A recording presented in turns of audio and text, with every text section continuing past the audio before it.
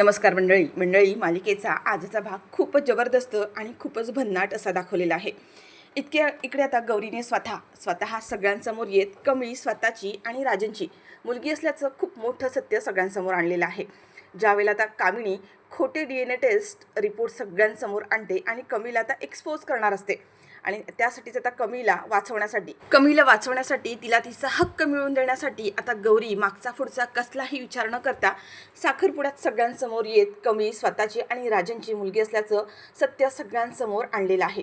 आता इकडे आधीच जो बंड्या आहे, बंड्याने इकडे सरोजला पाहिलेलं असतं आणि आता त्याला माहित असतं की सरोज काकू इथेच आहे। पण ज्यावेळेला कमळी आता ह्या सगळ्या गोष्टींना घाबरून पळून गावाकडे जाणार असते, कमळी घाबरलेली असते आणि निंगीला घेऊन ती गावाकडे चाललेली असते, तेव्हा मात्र बंड्याने आता इकडे कमळीची आणि सरोजची सुद्धा भेट घडून आणलेली आहे। आता गौरी हे सगळं सत्य खरं तर कमळीला आणि बंड्याला सांगत नाही, पण ऐन साखरपुड्याच्या वेळेला जेव्हा कमळीच्या जीवावर येतं, कमळीचा सगळ्यांसमोर अपमान होतो, ते मात्र आता गौरी स्वतः बघू शकत नसते। त्याच्यामुळे गौरी म्हणते की आता काही झालं तरी चालेल, पण कमळीला न्याय मिळालाच हवा, तिला तिच्या हक्काचं घर मिळायलाच हवं। आणि आता गौरी सगळ्यांसमोर येत अखेर जे सत्य सगळ्यांपासून लपून राहिलं होतं ते सगळं सत्य समोर आणलेलं आहे। आता हे सगळं नेमकं कसं घडलं हे सगळं काही आपण आजच्या भागामध्ये पाहणार, त्यामुळे आजचा भाग थोडाही स्किप न करता शेवटपर्यंत पहा। आणि चॅनलवर नवीन असाल, चॅनल अजूनही सबस्क्राईब केलं नसेल तर चॅनल आत्ता सबस्क्राईब करून घ्या आणि व्हिडिओला लाईक करायला सुद्धा विसरू नका, म्हणजे असेच येणारे नवीन व्हिडिओज नवीन अपडेट सगळ्यात आधी तुम्हाला आपल्या चॅनलवर पाहायला मिळतील। इकडे कमळीने आता ठरवलेलं असतं की अन्नपूर्णा आजींना सगळं काही खरं सांगून टाकावं, कारण अन्नपूर्णा आजीने ऋषी सरांसोबत त्यांच्या नातीचं लग्न ठरवलंय, माझं नाही। इथे मी अन्नपूर्णा आजींना सुद्धा फसवते आणि ऋषी सरांची सुद्धा फसवणूक करते, आता मला हे खोटं काही झेपत नाही आहे, असं म्हणत कमळी अन्नपूर्णा आजींच्या रूममध्ये येते आणि त्यांना सगळं काही सांगणार असते। अन्नपूर्णा आजी आता बेडवर बसलेले असतात आणि कमळी त्यांच्या मांडीवर डोकं ठेवून त्यांना आता सगळं सत्य सांगत असते। अन्नपूर्णा आजींना ती म्हणते की आजी, इतके दिवस मी तुमच्याशी खोटं बोलले, तुमच्यापासून एक गोष्ट लपवून ठेवली आहे, पण आज मला हे खोटं सहनच होत नाही आहे, मला झेपत नाही आहे, आज मी तुम्हाला सगळं काही सांगून टाकणार आहे। आणि इकडे अन्नपूर्णा आजी कमळीच्या डोक्यावरून हात फिरत असतात आणि कमळी त्यांना आता सांगत असते की अन्नपूर्णा आजी, मी तुमची खरी नात नाही आहे, मी हे तुम्हाला हे सगळं नाटक होतं, मी आणि राजन काकाने मिळून केलेलं। आता गौरी हे सगळं सांगते, पण इकडे अन्नपूर्णा आजींना मात्र त्यांचा डोळा लागलेला असतो, त्या झोपून गेलेल्या असतात। कमळी बघते तर अन्नपूर्णा आजी काहीच रिॲक्ट करत नाही आहेत, म्हणून ती बघते तर अन्नपूर्णा आजींना झोप लागलेली असते। कमळी म्हणते की आता कसं होणार, मी कसं सांगू ह्यांना। कमळी घाबरलेली असते आणि ती लगेचच बाहेर येते आणि निंगीला म्हणते की निंगी, नाही, आता आपण इथे थांबून चालणारच नाही, आपल्याला इथून निघायलाच हवं। निंगी म्हणते काय झालं कमळी, असं अचानक काय करतेस तू। कमळी म्हणते की मला आता काहीच ऐकायचं नाही आहे, तू लगेचच बॅगा घे। आता ह्या दोघी सुद्धा बॅगा घेतात आणि कमळी निंगीला घेऊन बाहेर चाललेली असते। निंगी खरं तर तिला समजवण्याचा प्रयत्न करते, पण आता कमळी मात्र ऐकायला तयार नाही आहे। कमळी म्हणते की आपण आत्ताच्या आत्ता गावाला निघून जाणार आहोत। निंगी म्हणते, अगं असं काय करतेस, तुझा साखरपुडा ठरलाय, उद्या तुझा साखरपुडा आहे आणि तू अशी पळ काढतेस, हे बरोबर नाही आहे। कमळी म्हणते, मग काय करायचं, आत्तापर्यंत खोटं बोलत आले आणि ते मी आजींना सांगू सुद्धा शकत नाही आहे आणि मी हे लग्नसुद्धा करू शकत नाही आहे, कारण हे लग्नसुद्धा आपण ऋषी सरांना, नयनतारा मॅडमला सगळ्यांना फसवूनच करतोय। एक चूक, एक खोटं लपवण्यासाठी आणखीन खोटं होत आहे, नाही, आता हे होऊ शकत नाही। निंगी, चल आपण आत्ताच्या आता निघायला हवं। कमळी ऐकतच नाही आणि तेवढ्यात निंगी आता इकडे लगेचच बंड्याला फोन करते आणि हे सगळं काही बंड्याला सांगत असते की कमळी आता गावाला जायला निघाली आहे। तर इकडे राजन हा लॅबमध्ये आलेला असतो, त्याच लॅबमध्ये जिथे कामिनीने कमळीची आणि राजनची DNA टेस्ट करायला दिलेली असते। तिथे येऊन तो डॉक्टरांना भेटतो आणि म्हणतो की राजन महाजन आणि कमळी महाजन यांच्या नावाची काही DNA टेस्ट करण्यासाठी सॅम्पल दिलेला आहे। आता तो डॉक्टर राजनच्या ओळखीचा असतो, तो म्हणतो की तो DNA टेस्टचा रिपोर्ट्स आहे तो मला बदलायचा आहे। इथे डॉक्टर म्हणतो, पण तुम्हाला रिपोर्ट का बदलायचा आहे।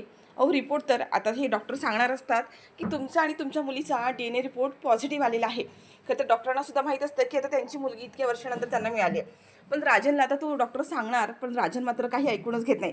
तो म्हणतो की नाही, प्लीज, तो रिपोर्ट मला ओरिजिनल नको आहे, मला रिपोर्ट बदलून हवा आहे। आता डॉक्टर सांगण्याचा प्रयत्न करतात, पण इथे राजन काहीच ऐकून घेत नाही। इथे राजननी स्वतःहून माती खाल्लेली आहे आणि त्या डॉक्टरांचं काहीही ऐकून न घेता राजन आता त्यांना रिपोर्ट बदलायला सांगतो आणि त्याच्यामुळे आता इथे काय झालं की कमळीचा आणि राजनचा पॉझिटिव्ह असलेला रिपोर्ट जो आहे ते डॉक्टर तिथे निगेटिव्ह करून देतात। राजनचा असं समज असतो की कमळीचा आणि माझा DNA निगेटिव्ह येणार म्हटल्यावर डॉक्टर पॉझिटिव्ह रिपोर्ट देणार, पण इथे सगळंच उलटं झालं। रिपोर्ट ऑलरेडी पॉझिटिव्ह असतो, पण राजनच्या या सांगण्यामुळे आता डॉक्टरांनी पॉझिटिव्ह रिपोर्टचा निगेटिव्ह रिपोर्ट केलेला आहे। तर जेव्हा इकडे बंड्याला कळतं की कमळी आता मुंबई सोडून गावाला परत निघून चाललेली आहे, आता बंड्या म्हणतो की असं होऊन चालणार नाही, सरू काकू तर इकडे आलेली आहे, काही झालं तरी कमळीची आणि सरू काकूची आता भेट घडून द्यायलाच हवी।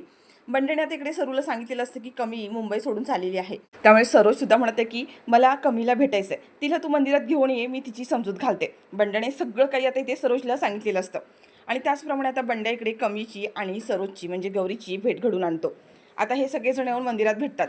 कमी खूपच टेन्शनमध्ये आलेली असते, तिला प्रचंड त्रास होत असतो. तिला असं वाटत असतं की आपण सगळ्यांची फसवणूक करतोय. पण आता इकडे जेव्हा कमीला आणि कमळीची आणि गौरीची जेव्हा भेट होते, कमी खूपच भावूक होते. गौरीसुद्धा कमीला मिठी मारते आणि ढसाढसा रडत असते. कमी म्हणते की आहे पण तू इथे कशी आली, तू इकडे कशी काय. आता गौरी म्हणत असते की कमी हे सगळं महत्त्वाचं नाही आहे, आता मी तुला जे काही सांगते ते नीट ऐक, ते लक्षात ठेव. आता कमीच्या समोर अनेक प्रश्न तयार झालेले असतात. इकडे तर ऋषीसोबतचं लग्न आणि इकडे सरोजला पाहून तिला खूप मोठा धक्का बसलाय. सरोज म्हणते की मी तुला सगळं सांगते कमी, पण आता तू गावाला पळून जाऊ नकोस, आता तुझं इथं थांबणं जास्त महत्त्वाचं आहे. मला माहिती आहे तुझ्या आयुष्यामध्ये काय घडतंय आणि तू आता कसला विचार करतेस, पण अशी पळवाट काढू नकोस, जे होतंय ते योग्यच आहे. कमी म्हणते आई तू काय बोलतेस, तुला कळतंय का, आणि तुला हे समजा कसं माहीत. आता इथे मात्र आता गौरीने म्हणजे सरोजने स्वतःची ओळख सांगितली आहे. ऋषी सरांच्या घरी ज्या साधना म्हणून राहतात ती मीच आहे. इतके दिवस मी त्यांच्या घरात राहत होते.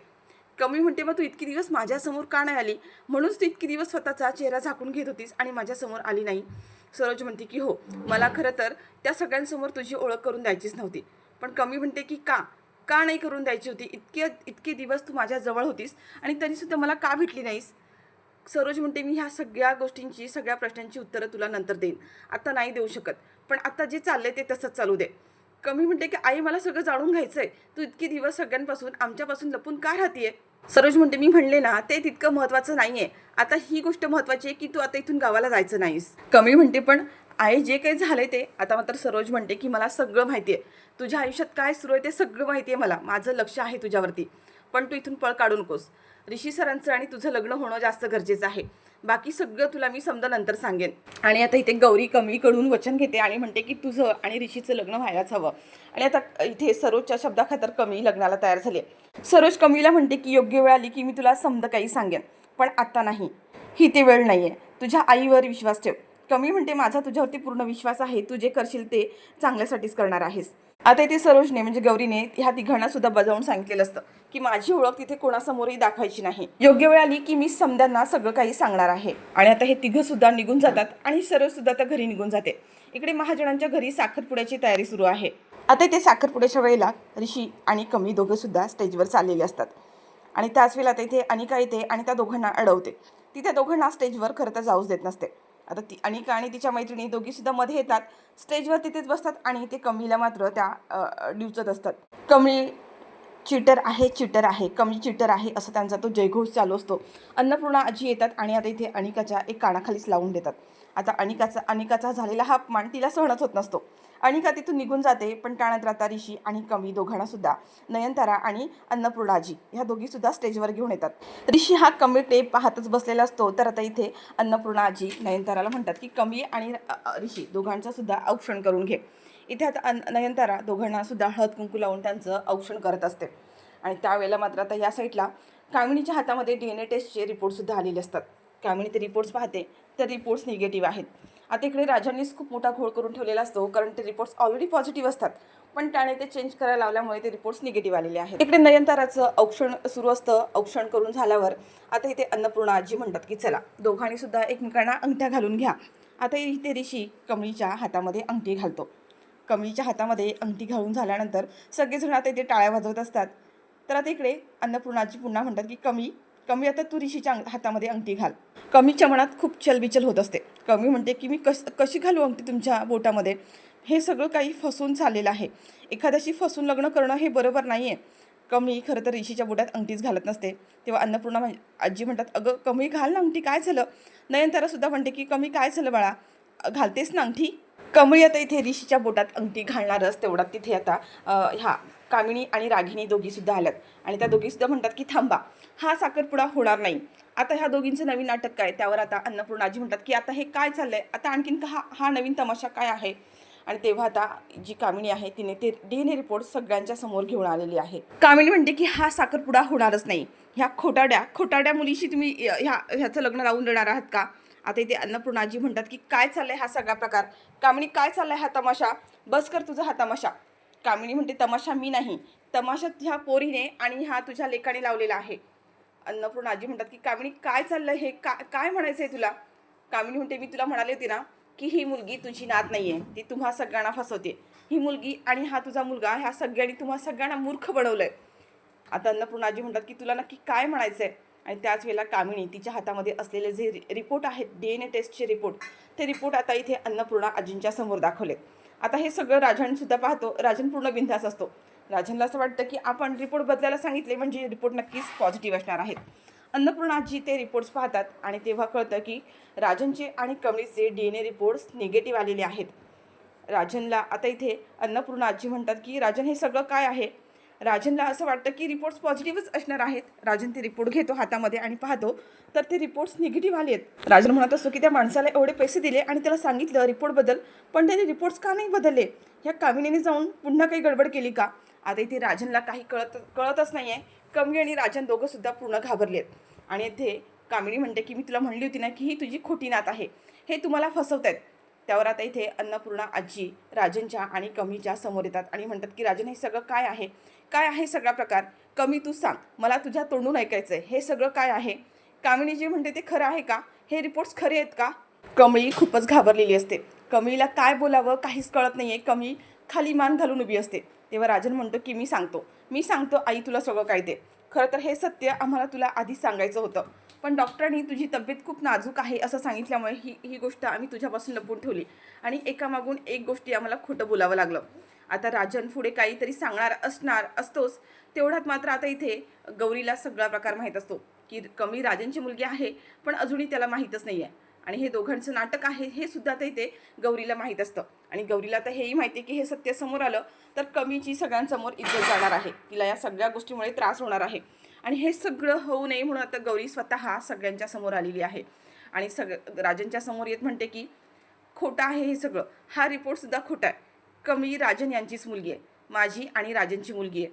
आता मात्र इथे सगळ्यांसमोर खूप मोठं सत्य आलं आहे. राजनला सुद्धा गौरीला बघून खूप मोठा धक्का बसला आहे. राजन म्हणतो की गौरी तू इथे आणि खरंच कमळी माझी मुलगी आहे का? राजन म्हणतो की हो, कमळीच आपली मुलगी आहे. त्या दिवशी तुम्ही भेटलात आणि मी तुम्हाला जे सांगितलं ते समजा खोटं होतं. तर जेव्हा इकडे आता गौरी सगळ्यांसमोर येते त्या गोष्टीचा मात्र इथे साधना ऋषी या सगळ्यांना मोठा धक्का बसलाय. कारण इतकी दिवस हीच गौरी साधना म्हणून त्यांच्या घरामध्ये राहत होती. नयनतारा म्हणते की साधना ताई तुम्ही इथे? आता मात्र गौरी म्हणते की हो मॅडम मला माफ करा, इतके दिवस मी तुमच्या सगळ्यांशी खोटं बोलले, साधना म्हणून तुमच्या घरात राहिले कारण मला माझी ओळख सगळ्यांपासून लपवायची होती. पण आज मी सगळ्यांसमोर सगळं काही सांगणार आहे. आणि आता मात्र इथे गौरीने एक एक करत सगळा भूतकाळ सगळ्यांच्या समोर आणलेला आहे. आणि कमळी तिची आणि राजनची मुलगी असल्याचं सत्यसुद्धा तिने सगळ्यांच्या समोर आणलेलं आहे. तिने आत्तापर्यंत ह्या सगळ्या गोष्टी सगळ्यांपासून का लपून ठेवल्या हे सुद्धा सांगितलं. कमळीच्या जीवाला ह्या कामिनी आणि रागिणीपासून धोका होता म्हणून हे सत्य इतके दिवस सगळ्यांपासून लपून ठेवलं, कारण माझ्या कमळीला त्या दोघींपासून लांब ठेवायचं होतं.